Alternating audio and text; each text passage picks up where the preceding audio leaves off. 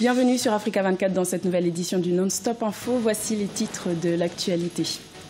Le procès du général congolais Norbert Dabira a connu son épilogue le 19 mai. L'ancien inspecteur des forces armées congolaises a été condamné à 5 ans de prison pour atteinte à la sécurité intérieure de l'État. Retour sur la célébration de la 46e édition de la fête de l'unité nationale au Cameroun. Les différentes composantes de l'armée étaient à l'honneur. Les détails dans cette édition.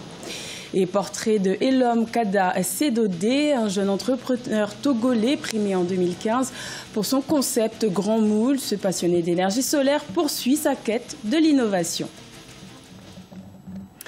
En République du Congo, le verdict du procès du général Norbert Dabira est tombé le 19 mai. L'officier a été condamné à 5 ans de prison ferme par la Cour criminelle de Brazzaville pour atteinte à la sécurité intérieure de l'État. Sa défense ne compte pas se pourvoir en cassation. Reportage de notre correspondant d'Eva Panzou.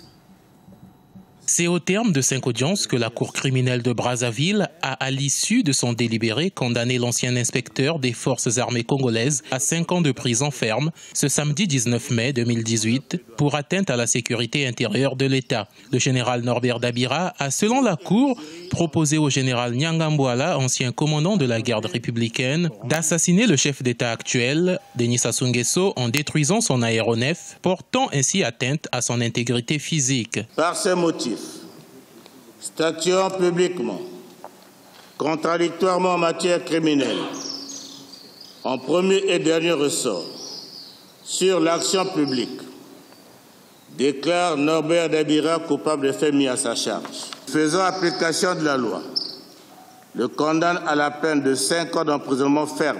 Mais la dernière audience de ce samedi a connu une requalification de l'infraction par le ministère public qui a abandonné la thèse du complot en décidant de revoir la peine à la baisse entre 1 et 5 ans d'emprisonnement contre la peine requise par les avocats de l'État entre 5 et 20 ans. Ce revirement a conforté l'opinion de la défense selon laquelle le dossier de l'accusé est vide et que les preuves présentées sont douteuses.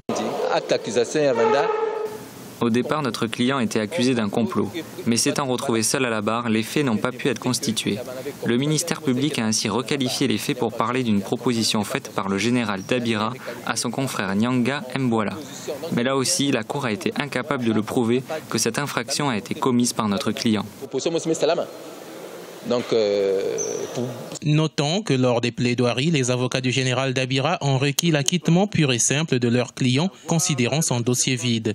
Le général Nyanga Mbwala, qui a été entendu comme témoin de la partie civile, n'a lui guère été inculpé. Les avocats de la défense ont refusé de se pourvoir en cassation. Le général Dabira a perdu tous ses droits civiques et civils. Le Cameroun célébrait ce dimanche 20 mai la 46e édition de la fête de l'unité nationale, l'occasion de célébrer le vivre ensemble entre le Cameroun francophone et le Cameroun anglophone. Cette année, les forces armées étaient à l'honneur, comme nous l'explique Fanny Mounichi. Le Cameroun célébrait ce dimanche 20 mai la 46e édition de sa fête nationale. Des festivités placées cette année sous le thème de l'unité. Le chef de l'État, Paul Biya, a comme à l'accoutumée présidé le grand défilé militaire à Yaoundé, avec cette fois-ci la participation des troupes nigérianes. 180 soldats d'élite de la garde présidentielle étaient présents, un symbole fort du rapprochement entre les deux États.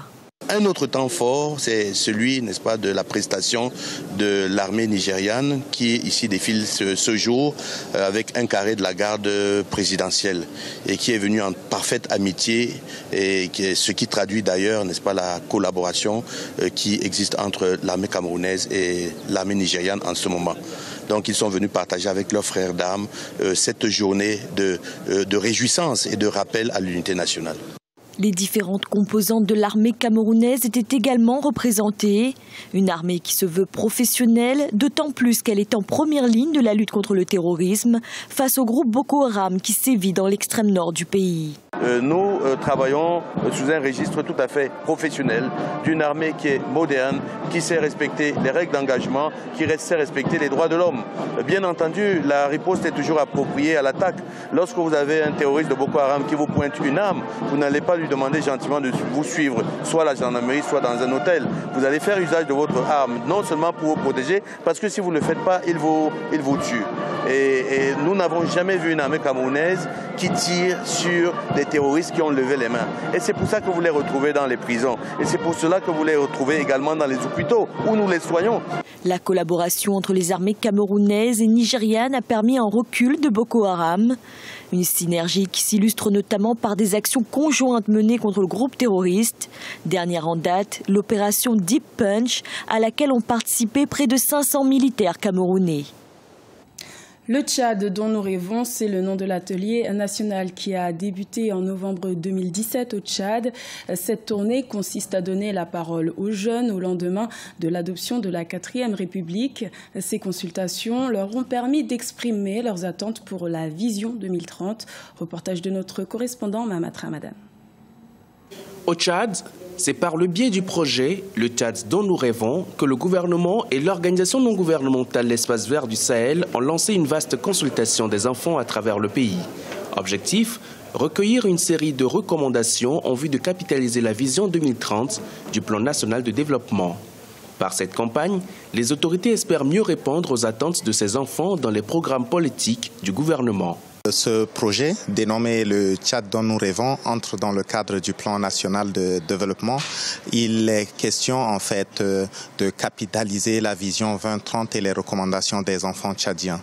Donc nous avons eu à organiser des ateliers dans différentes régions du Tchad où la parole a été donnée aux enfants et ils ont donné leurs recommandations, leurs points de vue, ce qu'ils veulent du Tchad en fait à l'horizon 2030.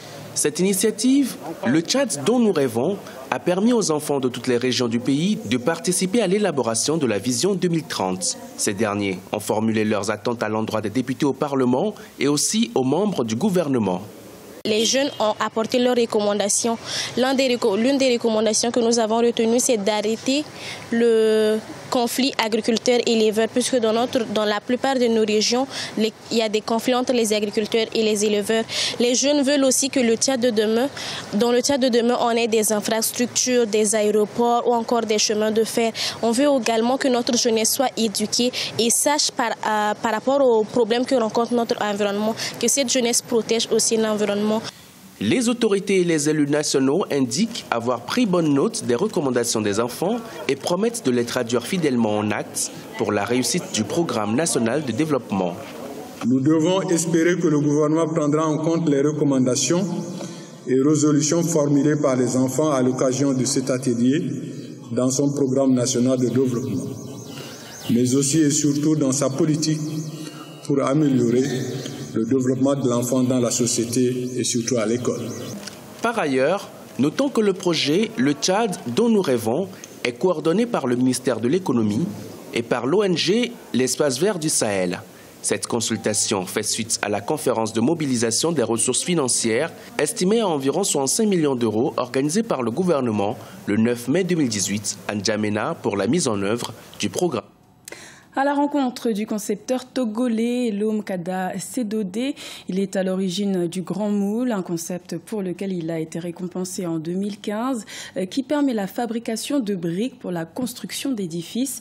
Il poursuit sa quête de l'innovation en ajoutant l'énergie solaire à ses créations.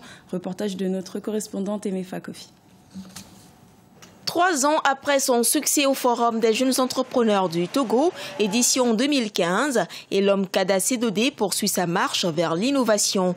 Inventeur du grand moule grâce auquel il a reçu le prix de l'innovation de l'année, et l'homme ne cache pas sa passion pour l'énergie solaire et est rempli d'idées créatives. Je suis en train d'innover avec une petite plaque, un mini photovoltaïque. Donc j'ai pris quelques boîtes. Et je voulais fabriquer une petite voiture qui fonctionne à base de l'énergie solaire. Donc c'est ça. Donc j'ai mis la lumière en marche. Donc du coup je vais coller la plaque là sur la voiture. Et puis je vais connecter les bornes là sur la batterie. Et quand je vais démarrer, la voiture va commencer par marcher. Sa passion pour l'énergie solaire ne l'empêche pas pour autant de poursuivre l'amélioration de son grand moule. Cette machine actuellement mécanique est destinée à la fabrication en quantité et en temps réduit des briques et pavés pour la construction d'édifices. Actuellement, la machine à briques que je suis en train de mettre au point, de mettre à la disposition de ces maçons, de ces ingénieurs, c'est de l'équiper avec des panneaux solaires pour que ça puisse être encore plus écologique. Le jeune passionné de l'innovation parvient à donner forme à ses idées créatives, surtout quand il s'agit de son grand moule, avec l'aide d'un technicien de réalisation. Le premier grand moule fabriqué a été vendu à environ 1 500 000 francs CFA. Il est venu me montrer le plan. J'ai accepté de l'aider. Pour le moment, ce n'est pas encore fini. Puisque c'est une création, cela nous a pris 1 mois et demi pour arriver à ce stade. En 2015, Elom Kadassé Dodé a reçu du comité d'organisation du Forum des jeunes entrepreneurs du Togo une somme d'environ 2 millions de francs CFA. Un suivi est organisé périodiquement afin d'aider les jeunes lauréats du concours à véritablement se prendre en charge. Ce journal a été réalisé par l'ensemble de la rédaction. Merci de votre fidélité. Retrouvez dans un instant une nouvelle édition de l'information sur Africa 24.